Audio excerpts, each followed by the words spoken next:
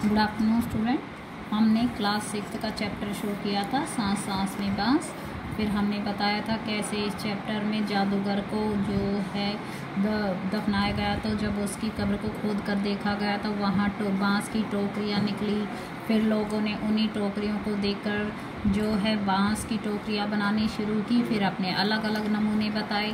फिर उसके बाद हमने बताया था कि कहाँ कहाँ पर ये बांस उगता है, इससे क्या क्या चीज़ें बनती हैं और कैसी खपचच्चियाँ जो होती हैं उनसे टोपियाँ बनाई जाती है। चाय बागान में बताया था कैसी टोपियाँ पहनते हैं लोग। फिर उसके बाद हमने बताया था कि जो है ये कहाँ पे लोग इनको ज़्यादा काटते हैं, जुलाई से अक्टूबर के महीने में, क्योंकि जंगलों में ये बांस इकट्ठा करने का सही मौसम होता है। फिर हमने बताया था केवल 1 से 3 साल की उम्र वाले बांस ज़्यादातर लोग काटते हैं। क्यों? क्योंकि जो बूढ़े बांस होते हैं वो सख्त होते हैं और जल्दी टूट भी जाते हैं।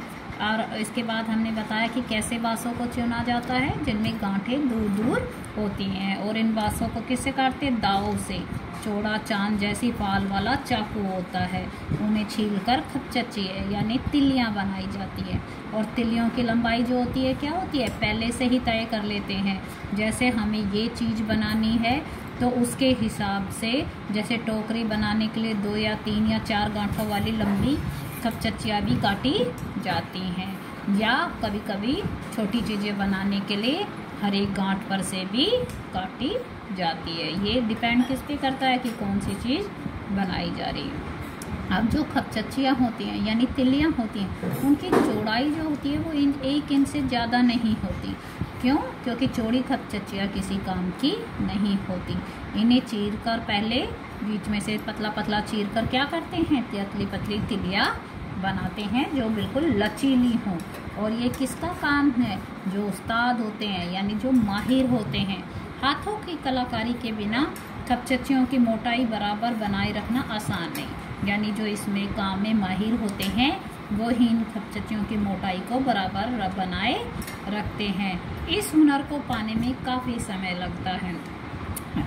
टोकरी बनाने से पहले खपचच्चियों को क्या करना पड़ता है?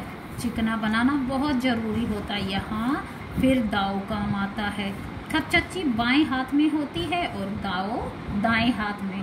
दाव का धारदार सिरा खपचच्ची को दबाए रखता है, जबकि तर्जनी दाव के एकदम नीचे होती है।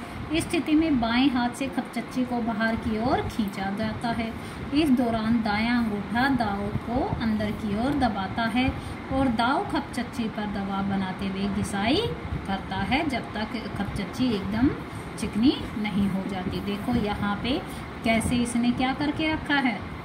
तो जब ये चिकना बना रहे हैं तो जो दाव है उसको क्या करते हैं, दाव हाथ होता है दाएं हाथ में और खपचच्ची कौन से हाथ में होती है? बाएं। यानी सीधे हाथ में तो दाव होता है और उल्टे हाथ में जो पतली खपचच्ची होती है। अब क्या करते हैं, दाव का जो धारदार यानी चिकना सिरा होता है वो खपचच्ची ऊपर रहता है। देखो ये ऐसे, इससे इन्होंने इसको पकड़ लिया और अब खींच रहे हैं, ये ऐसी बना रहे हैं।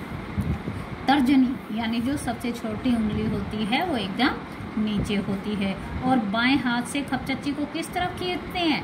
बाहर की तरफ। और जो दाएं हाथ का यानी सीधे हाथ का जो अंगूठा होता है वो दाव को अंदर की ओर दबाता है। और जब दाव की खपचच्ची पर दबाव बनाते हुए घिसाई करता है तो खपचच्ची क्या हो जाती है? चिकनी हो जाती है। और यह प्रक्रिया दोहराई जाती है, यानी जो ये क्रिया होती है बार बार इसे करते हैं। इसके बाद होती है खपचच्चियों की रंगाई। अब उनको कलर भी करते हैं। रंगाई यानी कलर करना। इसके लिए किस किस चीज़ से कलर करते हैं?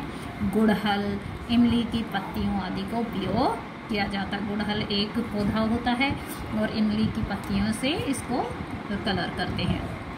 काले रंग के लिए क्या करते हैं?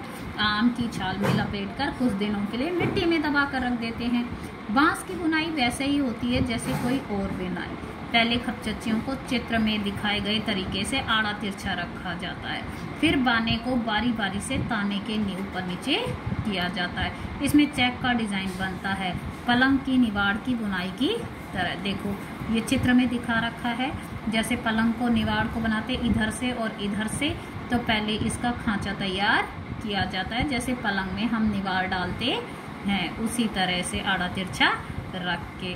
उसके बाद क्या होता है, ट्विल बुनना तो हर एक बाना 2 या 3 तानों के ऊपर और नीचे से जाता है। इसमें कई सारे डिज़ाइन बनाए जाते हैं। ट्विल यानी जैसे हम निगार डालते हैं ऊपर और नीचे से, तो तीनों तानों के इसमें नीचे से जाता है। इसमें बहुत सारे डिज़ाइन बन सकते हैं। टोकरी के सिरे पर खपचचियों को या तो चोटी की तरह गूंथ लिया जाता है या फिर कटे सिरों को नीचे की ओर मोड़कर फंसा दिया जाता है और हमारी टोकरी तैयार। चाहो तो बेचो या घर पर ही काम में ले लो। क्या कहता है वो, टोकरी का जो सिरा ऊपर का हिस्सा होता है उसको खपचचियों क्या करते हैं, या तो चोटी की तरह बना लेते हैं या फिर कटे सिरे को नीचे की तरफ मोड़कर उसमें फंसा देते हैं और क्या हो जाता है, टोकरी तैयार हो जाती है। चाहे उसको बाहर बेच दो या घर में भी काम ले सकते हैं। धन्यवाद।